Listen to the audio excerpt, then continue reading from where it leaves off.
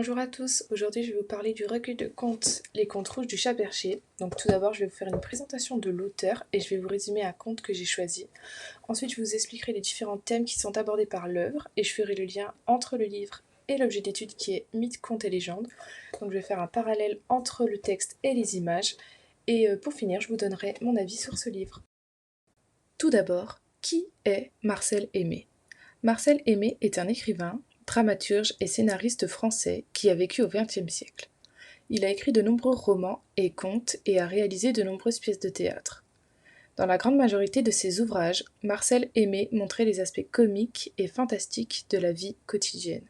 Ses nombreuses œuvres ont pu lui permettre d'aborder différents thèmes, tels que la morale, la justice ou bien la nature humaine.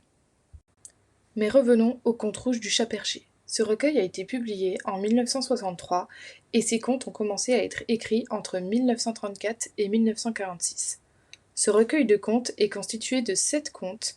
Il faut savoir qu'il existe également les contes bleus du Chat Perché, composés de 8 contes. L'auteur a voulu créer 2 livres différents, car ces 2 œuvres n'abordent pas les mêmes thèmes.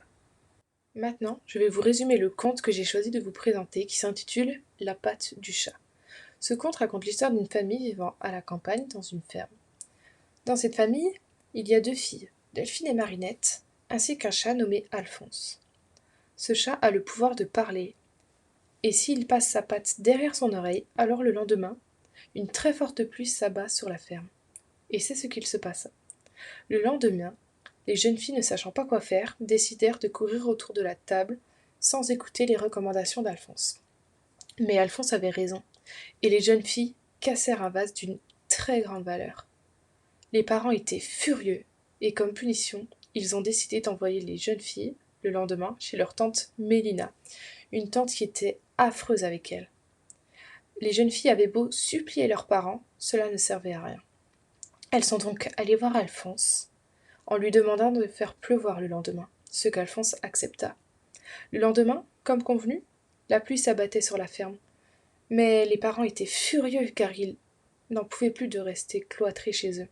Ils ont donc commencé à s'en prendre physiquement à Alphonse et à le frapper. Alphonse, pour se venger, décida de faire pleuvoir durant toute la semaine qui suivit.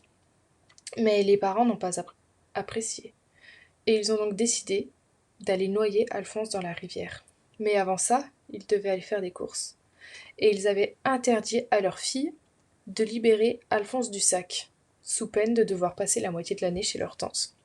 Mais les filles n'écoutèrent pas et libérèrent Alphonse une fois que les parents furent partis. Alphonse, lui, ne voulait pas sortir du sac, car il ne voulait pas que les jeunes filles soient punies. Alors les jeunes filles allèrent demander de l'aide aux animaux de la ferme. Tous les animaux se sont réunis dans la cuisine, enfin tous, presque tous. Le coq n'était pas convié, car il était désagréable et se croyait supérieur aux autres. À la fin de cette réunion, les animaux trouvèrent un arrangement. Ils remplacèrent le chat par une bûche de bois entourée de laine et placèrent une souris dans le sac afin de donner l'illusion que le sac bougeait. Comme convenu, les parents revinrent des courses et alla tuer Alphonse. Plusieurs jours après, le coq parla aux parents et leur dit qu'il avait vu Alphonse s'amuser avec les filles. Mais les parents ne le crurent pas et pensèrent que le coq devenait fou. Mais les jours qui suivèrent, le coq recommença à aller parler aux parents. Au bout d'un moment, les parents étaient agacés et décidèrent de tuer le coq afin de le manger. Mais un matin, lorsque les parents sont allés réveiller leur fille, ils virent que Alphonse s'était endormi au pied du lit. Mais au lieu d'être énervés, ils étaient contents car ils regrettaient ce qu'ils avaient fait, et depuis plusieurs semaines, la pluie n'était pas tombée, donc les cultures étaient très sèches. Alphonse fit alors un deal avec les parents, et il accepta de faire pleuvoir si les filles n'étaient pas punies. Voilà. Le conte se termine très bien pour tout le monde, et même pour la tante qui a réussi à trouver un mari. Le conte que je vous ai présenté est très lié à son auteur car Marcel Aimé vivait à la campagne et il adorait les animaux.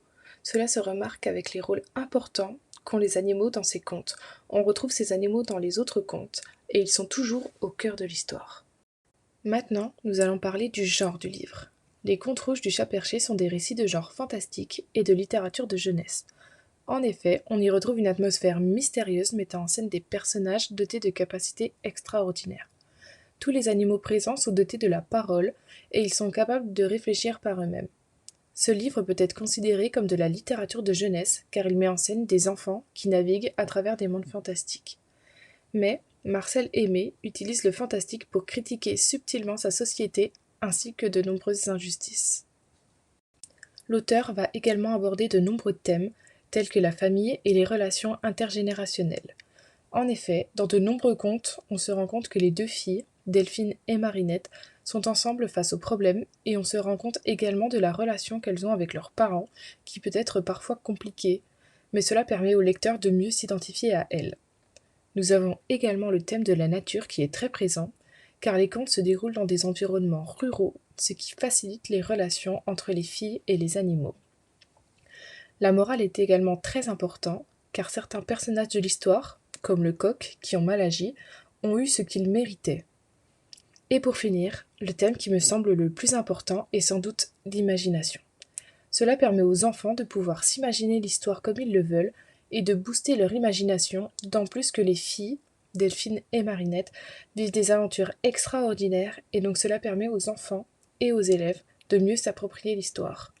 Ces contes montrent aussi la puissance de l'imagination et insistent sur le fait que l'imagination peut transformer la réalité.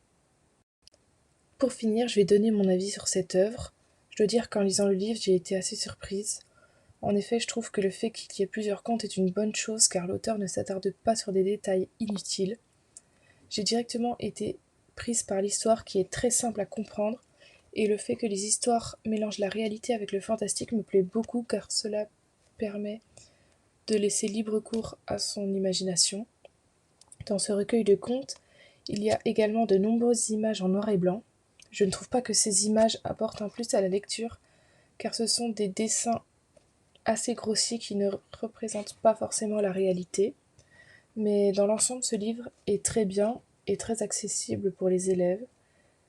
Et il fait également partie de l'objet d'étude mythes, contes et légendes à cause des nombreuses aventures qui y sont présentes.